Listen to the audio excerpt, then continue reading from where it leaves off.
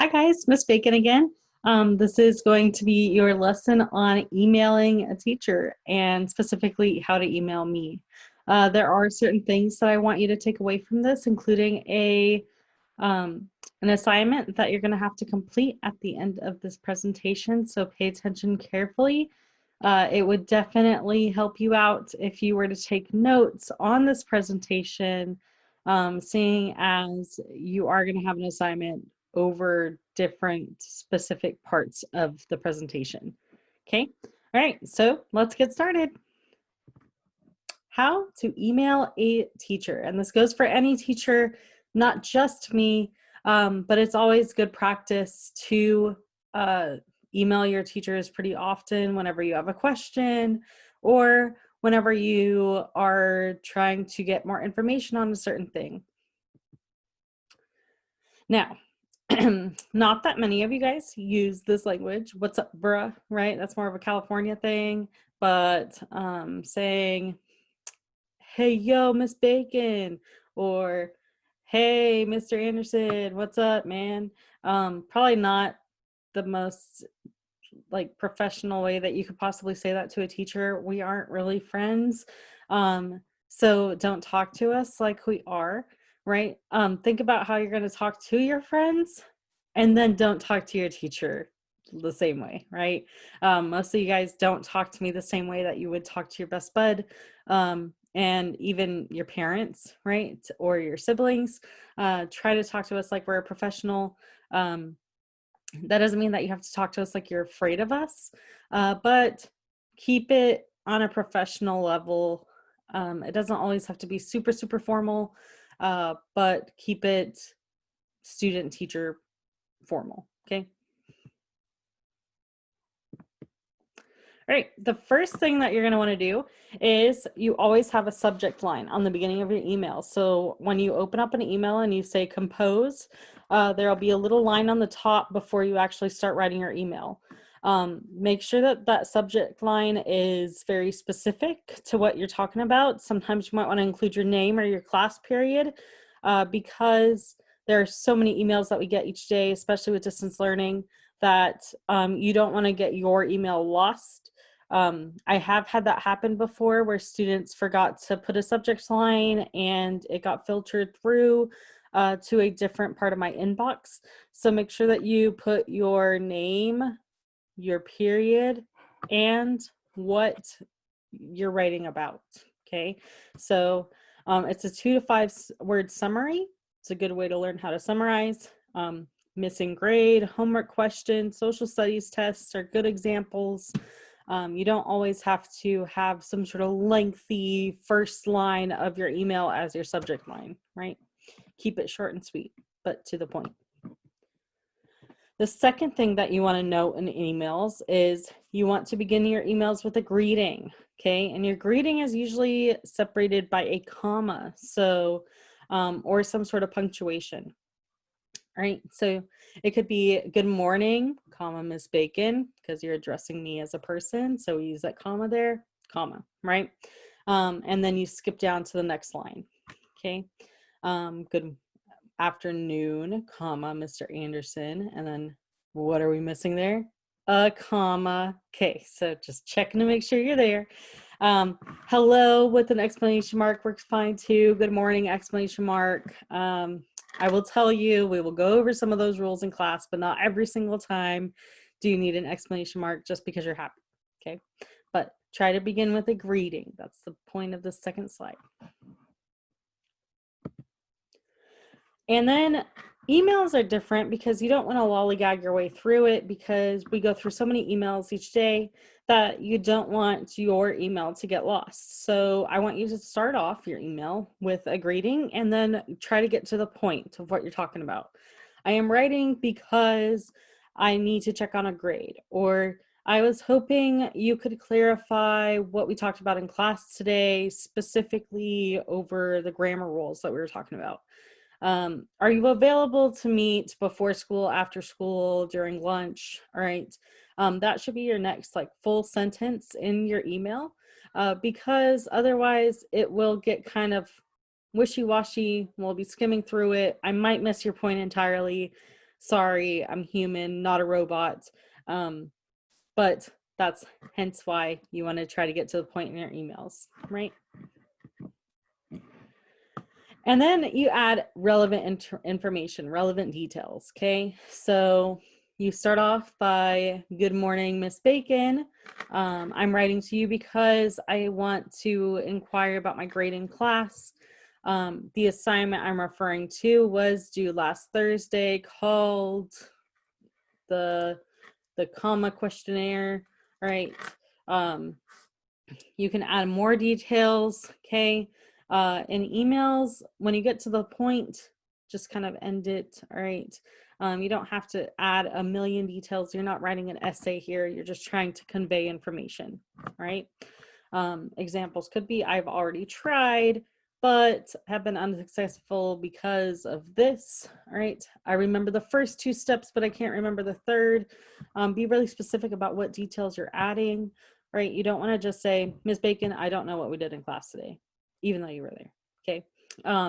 That will take a whole lot more information, me extracting it from you, probably 5 emails down the road. We're on to the next lesson, you're already behind, and then you start panicking, okay? So add only relevant details. Number 5 is you want to try to ask a question. So whatever question that you're asking me, most of the time in emails, you're not just explaining, hey, I have a problem. You're trying to see, hey, Miss Bacon, can you help me solve this problem? Okay. So after you explain what your problem is, that you didn't get a grade, that you need to get a grade clarified, that you're missing an assignment, whatever it is, then you can ask the question, right? Please let me know if you are available after school to help me explain this assignment. I can check with you tomorrow and see if I got it over the weekend or over tonight when I was working on my homework. Or can you please send me the steps, right? This is where you want to write that question. Make it really specific on what you could do, not just, hey, Miss Bacon, can you bring my grade up? No, I'm good. You need to figure it out, okay? So will be my response if it's not specific enough, okay? So I need to know specific steps that you're taking to try to remedy that grade. I also need to know, what exactly do you need from me, right? There's always something specific that you want from me, but I need to know exactly what you want from me. So are you wanting to meet after school? Are you wanting to get copies of the notes? Are you needing an answer to a specific question about what we were doing? Are you needing extra tutor time? Do you need a buddy assigned to you to help you with tutors? What do you need? Okay. All right. Next, very important. Most people leave this out. A way to get to your teacher's good side is to make sure that you're always appreciative of their help. Just like I appreciate you guys whenever you're paying attention in class and you're working hard. Whenever you're asking a teacher for something, it's always just a nice formality to always add some sort of level of appreciation. The same goes if you're emailing your boss or you're trying to get a job. You always want to just add this little line in there, okay? It makes you seem a lot more formal. So some examples of this could be, thank you for looking into my grade. I appreciate your time in this. Thank you for your help, with a name like Miss Bacon. It could be, thanks. I know this is why you're the best teacher ever, Miss Bacon, because I am, but you want to add some sort of appreciation without sounding too suck-uppy, okay? And then closing. A lot of people say thank you, comma, and then your name. Have a nice evening, comma, and then your name. I appreciate your help, comma, and your name.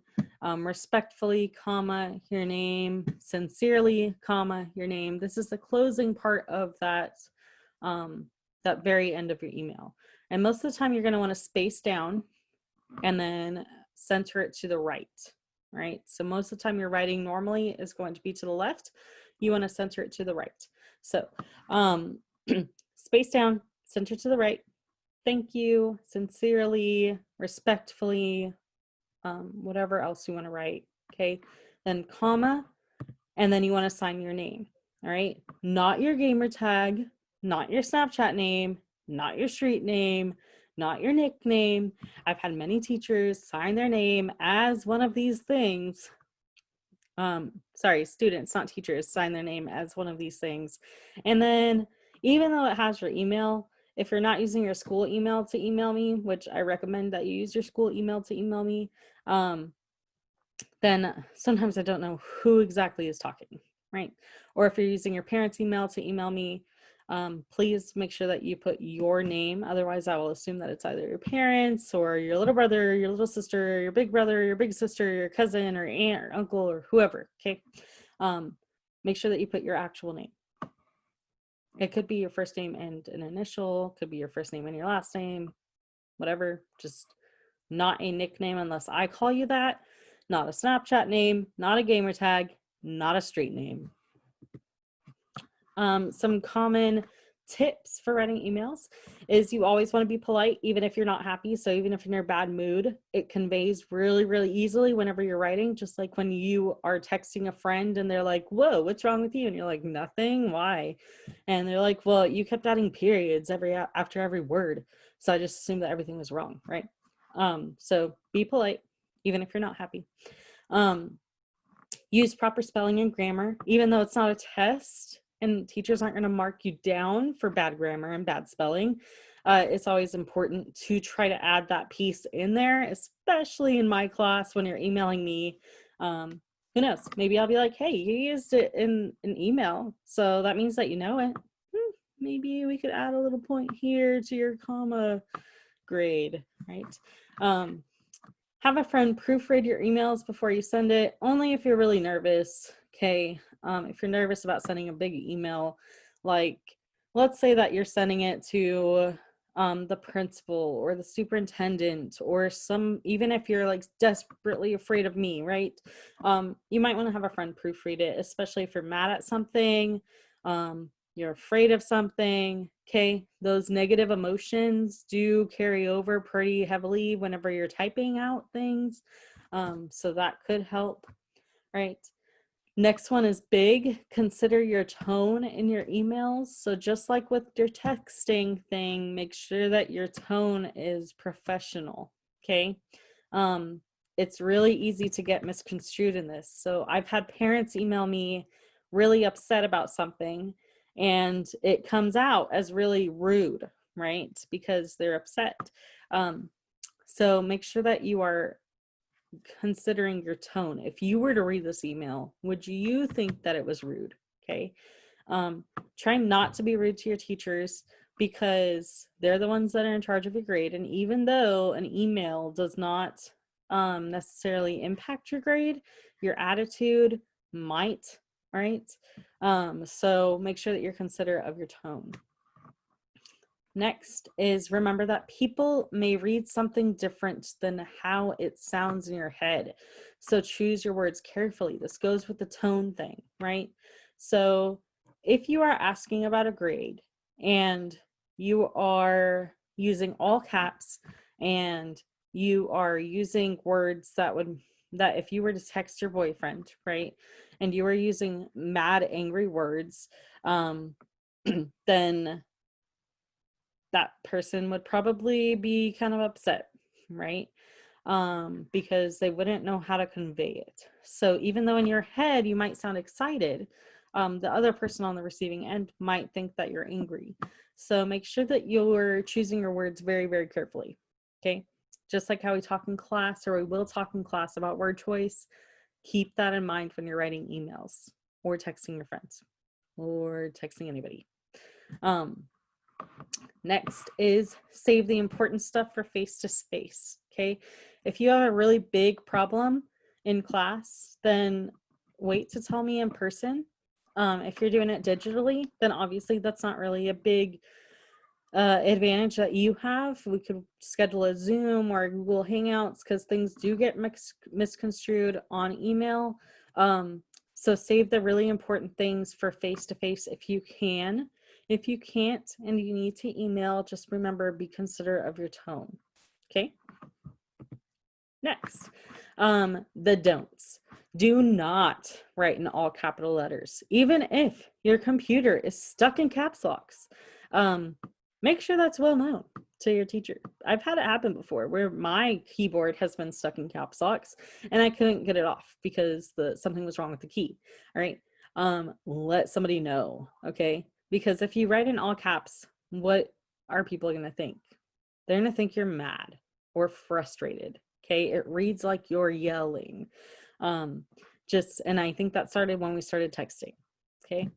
Do not use too many explanation points, just like how in essays, I don't want you to use too many explanation points. There's very rarely a time that you have to use one. The same goes for email. Okay. Do not use abbreviated or text speech. Don't put LOL or OMG. Okay. Don't put K. Try to use regular English. All right, regular English, just like you would for an essay. Okay. Do not try to use abbreviations because sometimes they're different. I don't know all your text lingo. Don't expect me to. I'm not going to understand what that means. Okay. Don't use it in an email. And don't forget, emails are forever. So if you send something out of anger, all right, remember, I still see it and I have it on record that you sent that to me. So make sure that you remember that emails can last forever. All right. I can pull it up at the very end of the year and be like, well, you were frustrated about this during this date because of this, but I don't know why, because your email wasn't clear. Okay. Don't forget that they're forever.